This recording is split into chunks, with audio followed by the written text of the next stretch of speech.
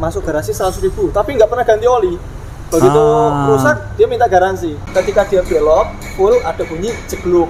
Idealnya pengecekan rem dilakukan paling nggak 10.000 km sekali. Ini pemakaiannya nggak rata. Kenapa? Oli transmisinya begitu dia request mau ganti, ternyata masih bagus. Ya nggak kita ganti. Biasanya customer tuh nanya, Mas ada nggak selain original? Saya servis teman jenengan, kok malah jadi overheat? Nah, kayak gitu.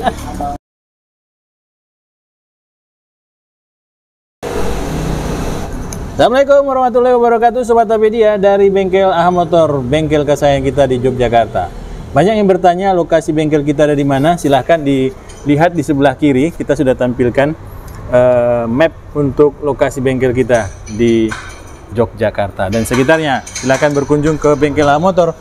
Nanti kita bisa bantu keluhan-keluhannya, mau masalah yang berat ataupun yang ringan, bersama Mas Hari dan kawan-kawan. Assalamualaikum warahmatullahi wabarakatuh, Mas Hari. Waalaikumsalam warahmatullahi wabarakatuh, Pak Taufik dan Sobat Topedia, semoga selalu sehat. Alhamdulillah. Ini video kedua kita berada di bengkel utara nih.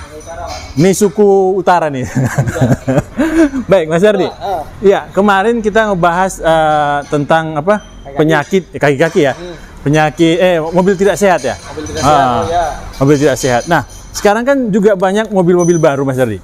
Mobil baru yang sudah keluar dari apa namanya? Layanan garansi ya. Sudah tidak garansi lagi dari dealer. Apa yang harus dilakukan oleh customer nih yang sudah memiliki kendaraan sudah lepas dari 5 tahun untuk mobil tersebut tetap bisa disebut dengan berkualitas ya, prima gitu ya, tetap sehat gitu ya setelah 5 tahun. Siap. Jadi masa garansi 5 tahun, ya bukan 5 tahun ya, kadang-kadang mobil itu garansinya ada yang 3 tahun, ada yang 5 tahun, ya, ada yang kilometer juga? Ada yang kilometer 100.000, ada yang kilometer sampai 500.000, enggak juga nih. 5.000? Garansi seumur hidup itu. Jadi gini Pak, garansi itu dia kan kenapa dia diberikan, karena memang sebagai bentuk pelayanan. Tapi pelayanan ini harus ada syaratnya. Harus dirawat secara berkala. Rutin. Rutin. Jadi misalnya dia masuk garansi 100.000, tapi nggak pernah ganti oli. Begitu rusak, dia minta garansi. Ya ini namanya nggak masuk. Jadi garansi itu harus ada syarat-syaratnya. Syaratnya apa? Ya tetap harus dirawat. Nah, dengan perawatan yang ada sesuai dengan apa yang ditawarkan oleh dealer dan juga ATPM, maka dia kalau misalnya terjadi kerusakan, ini udah saya rawat kok rusak, nah berarti garansi. Si ATPM memberikan garansi, agennya itu memberikan garansi. Itu layanan servis itu gratis itu? Gratis Pak. Jadi misalnya kami dulu pernah di dealer, misalnya gini, anggap aja yang dulu pernah kami dapatkan itu adalah joint share.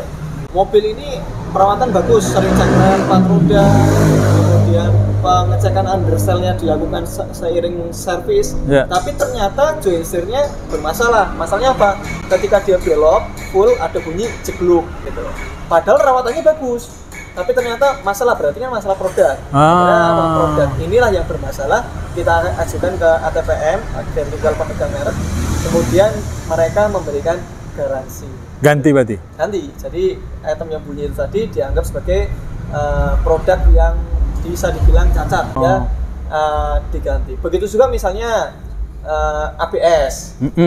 ABS bermasalah, ini udah sering lakukan servis berkala tentang rem, ganti minyak remnya juga rutin, yang maksimal 40 km sekali. Ternyata ABS-nya belum sampai 100.000 Pak, atau masih dalam masa garansi, bermasalah. ABS-nya ditarik, itu dengan baru. Nah, kayak gitu. Tapi ketika waranti ini sudah habis, si ATPM kamu udah habis, udah 100.000 dibeli, 100.000 km lebih atau udah lebih dari 3 tahun. 3 tahun ya. Apakah kita nggak merawat? Jawabannya harus tetap dirawat. Kenapa? Supaya mobilnya performanya dalam kondisi bagus. Dan itulah kami hadir di sana untuk merawat mobil teman-teman. AHA Motor. AHA Motor. Kayak gitu Pak. Misalnya di tempat kita, di depan kita ini ada mobil yang Nissan Navara. Yang dia secara garansi dijual gratis gitu. Apakah yang garansinya habis dari dealer harus servis di luar dealer? Jawabannya enggak. Teman-teman bisa melanjutkan servis di dealer. Tetap bisa melanjutkan servis di dealer, tapi kan teman-teman tidak mendapatkan garansi dari kerusakan yang awal mobil itu didapat. Misalnya mobil ini dari awal belum pernah ada kerusakan ABS. Begitu lebih dari 100.000 atau lebih dari masa garansinya, ABS-nya rusak, maka nggak akan ditanggung meskipun sudah servis di iya. Gitu. Karena itu sudah menjadi tanggungan dari si pemilik kendaraan, si ATM udah lagi menanggung. Jadi kebanyakan karena faktor garansinya sudah habis, customer itu mencari tempat lain untuk melakukan servis kebanyakan. Sehingga kalau yang mobil ini juga termasuk diantaranya yang dia memilih servis untuk di tempat kami dibandingkan meneruskan kembali di dealer. Pertama ya di samping karena mungkin dealer penuh. Terus yang kedua karena mungkin dia sudah habis masa warantinya sehingga dia mencari teman-teman yang ex dealer untuk buka usaha, kemudian dia melaksanakan perbaikannya secara interval yaitu di bengkel termasuk di Ahmad ini. Ini kalau kita saksikan Pak, ini kita lagi melakukan pengecekan rem. Idealnya pengecekan rem dilakukan paling nggak 10.000 km sekali. Kalau kami ya, kalau dulu di dealer 20.000 km sekali. Tapi ternyata 20.000 km sekali itu waktu yang harus diperhatikannya adalah 1 tahun. Gitu. Jadi 20.000 km betul, tapi harus 1 tahun. Kalau misalnya lebih dari setahun berarti meskipun dia belum 20.000 km tapi udah lebih dari 10.000 km harus dicek rem. Kenapa? Karena rem penting. Ini merupakan faktor keselamatan, faktor keamanan, faktor kenyamanan juga dari mobil dan juga mobil nggak ada remnya ya lucu. Gitu. Nah, ini teman-teman kalau kita saksikan di sini ketebalan kampas remnya seperti ini. Ini kalau kita ukur menggunakan ketebalan ya, ini bisa jadi 3 mili. 3 mili. Ya. Begitu kita saksikan di sisi depannya tinggal 1 mili.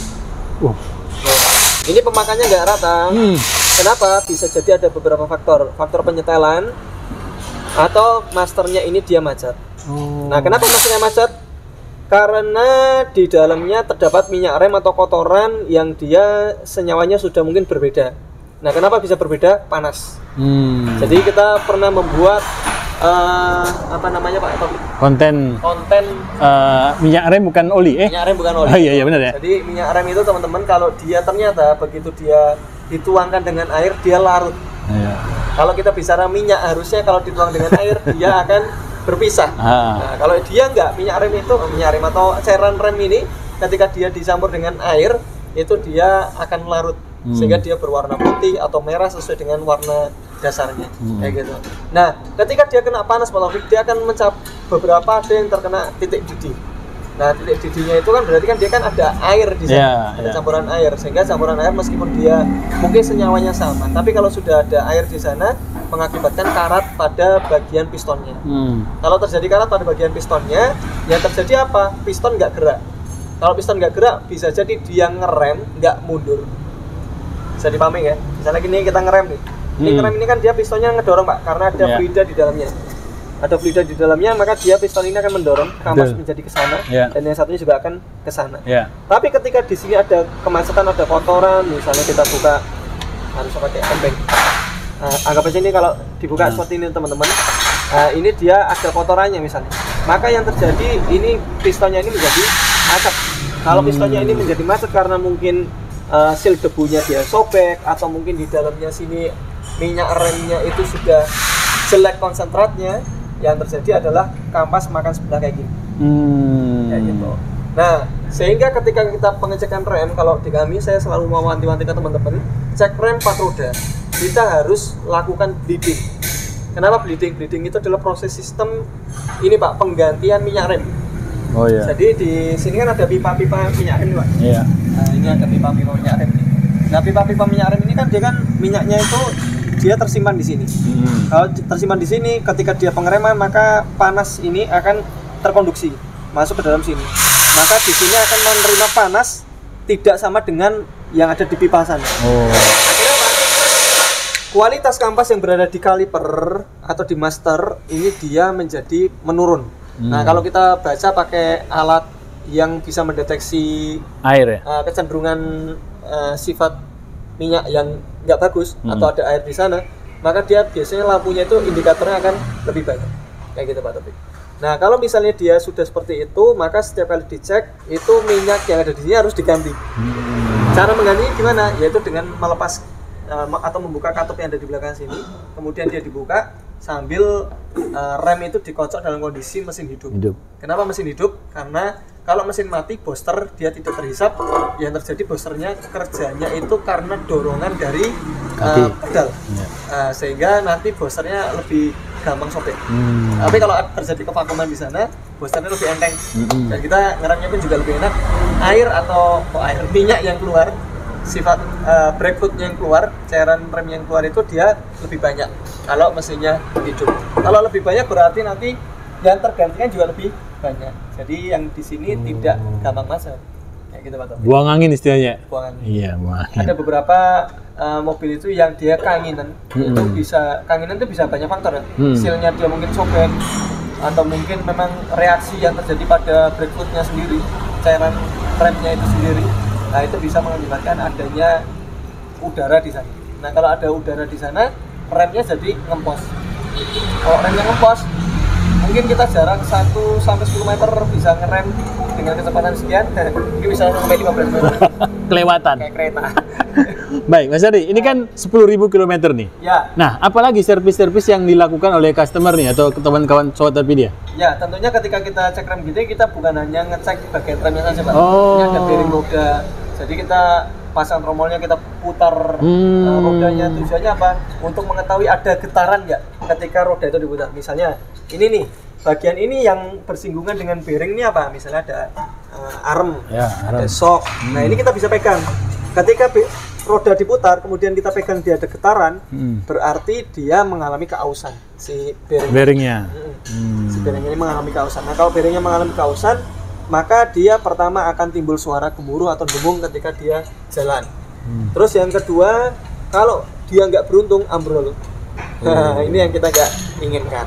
Nah, sehingga perawatan berkala untuk rem itu bukan hanya rem saja, tapi juga termasuk ban, termasuk bearing, termasuk understell, itu kita lakukan pengecekan. Terlebih pada bagian mesin, pembersihan throttle, kemudian cek oli-oli, cek air-air, kemudian ada filter-filter di sana kita bersihkan semua.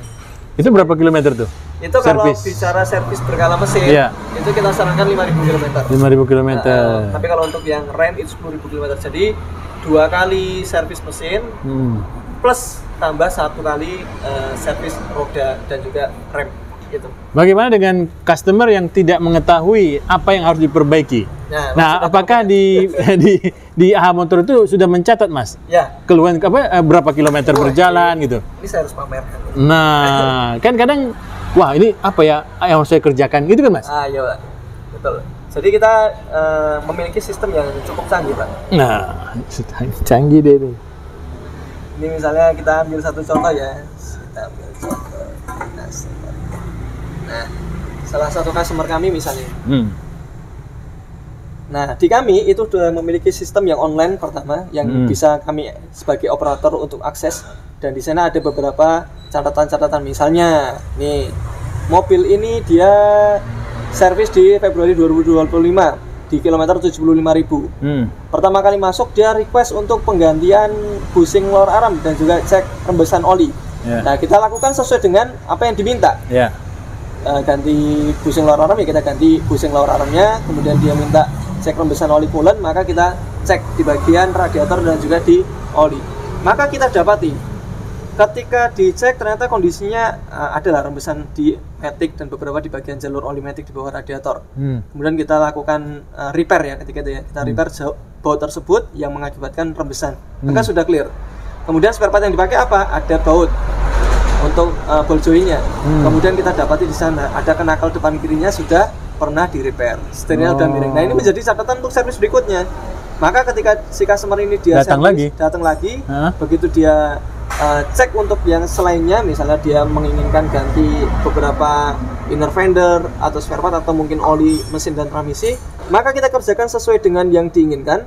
Tapi di sana tentunya kita ada beberapa catatan. Misalnya oli transmisinya begitu dia request mau ganti, ternyata masih bagus, ya nggak kita ganti. Kita kasih remarknya oli transmisi masih bagus. Tapi kita dapati engine mounting sebelah kanannya sudah ambles. Nah, kita kasih juga di sana estimasi biayanya. Kalau ganti misalnya originalnya, pasti kita kasih harga tertinggi dulu. Kenapa tertinggi? Ya paling nggak customer tuh punya budget sekian. Nah, nanti dia biasa customer tuh nanya, Mas ada nggak selain original. Oke. Nah, kita lanjut lewat settingan. Nah, kayak gitu Pak Taufik. Nah, ini akan muncul pemberitahuan tersebut akan muncul di invoice. Jadi ketika kita cetak invoice, customer itu udah memiliki catatan yang kita temukan ketika servis. Betul. Nah, ini bisa ditiru buat teman-teman pelaku bengkel ya. Bengkel yang lainnya. Jadi kita tuh kerja itu bukan hanya sekedar mengerjakan saja, tapi kita baca potensi kerusakan yang terjadi di mobil ini. Bukan kita mencari-cari ya. Iya. Tapi untuk kenyamanan customer sendiri. Paling nggak customer itu udah punya rank-rank. Oh, ke depan saya harus melakukan perbaikan apa. Ternyata di mobil saya ini ada potensi kerusakan, misalnya gini. Kita lagi servis, ternyata ketika di servis motor fan-nya delay nyalanya. Motor fan-nya hidup, tapi dia butuh beberapa detik baru setelah itu dia baru mau hidup. Misalnya hidupkan AC.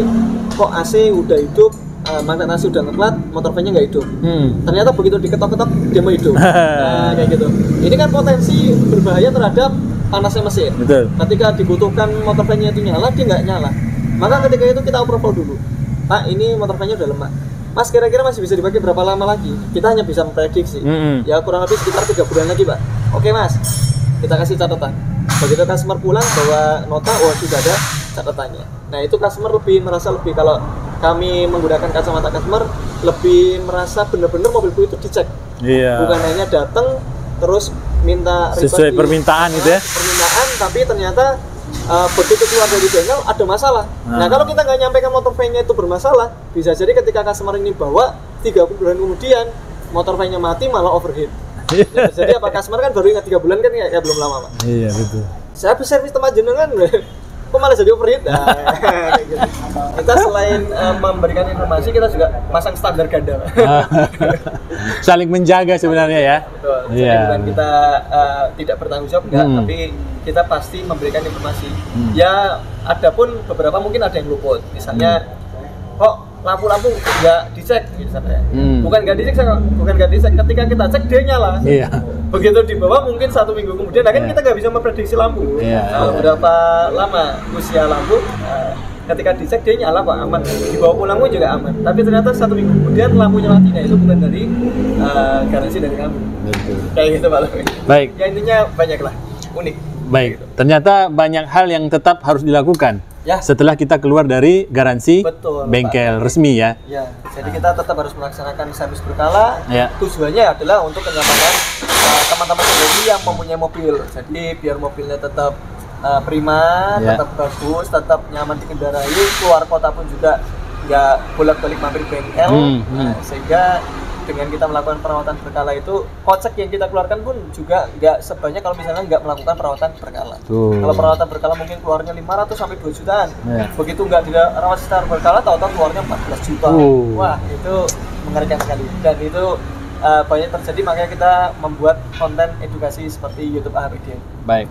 Gitu Pak. Terima kasih Mas Ari. Oh iya, terima kasih. Kirain Pak Taufik masih bertanya. Kita udah masih masuk kasar. Ya. Terima kasih. Assalamualaikum warahmatullahi wabarakatuh. Waalaikumsalam warahmatullahi wabarakatuh.